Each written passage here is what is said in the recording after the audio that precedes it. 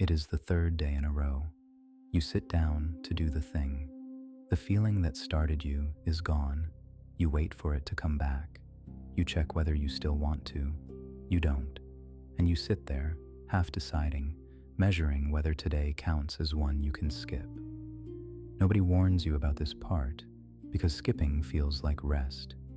It feels like wisdom. It feels like listening to yourself. The cost is invisible the moment it happens, which is exactly why it costs so much. You do not lose anything you can point to. You lose a single repetition, and a single repetition looks like nothing. But there is a version of you being built out of those repetitions, one you only meet later, and every skipped day moves him slightly out of reach. You will not feel him receding. That is the trick of it. He recedes silently on the days you felt entirely justified in stopping. There is a pattern here that men notice only after it has already finished deciding who they are. You think you are choosing freely each morning. You are not.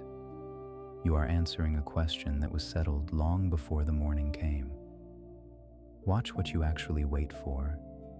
You wait to feel like working. You wait for the spark, the readiness, the sense that today is a day where the effort will be light.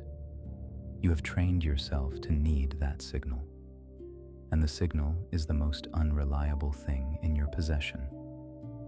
The men who arrive almost never describe themselves as motivated. They describe the work as something they simply went and did, the way you brush your teeth without consulting the mood about it. They removed the question entirely, not because they felt strong, but because they stopped asking the strength for permission. This is where it turns. You think the goal is to become disciplined enough to push through the days you don't feel it. But the deeper change is stranger. The man who trains in private long enough does not push through anything. He stops feeling the resistance as resistance. The drag you fight at the start becomes the texture of an ordinary day, unremarkable, unfelt. Epictetus understood this before there was a word for it. The man who trains his faculty in secret becomes someone else entirely before anyone outside the practice notices the difference, which means the thing you are waiting to feel was never the engine. It was the toll you paid while you were still an amateur at continuing. Here is the cost nobody names. The man who only acts when moved spends his whole life negotiating. Every day a small trial, every morning a verdict. He never settles into himself because the question is always open. You can keep waiting for the feeling. It will keep not coming on the days that matter most.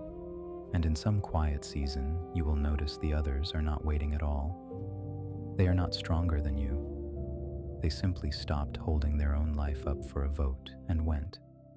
And the going made them into something you have been postponing becoming.